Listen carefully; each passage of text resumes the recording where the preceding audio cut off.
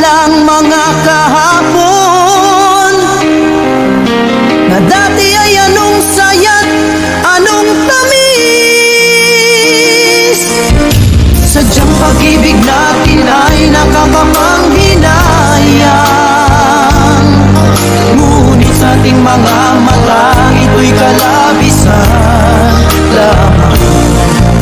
Patuloy lang masasaktan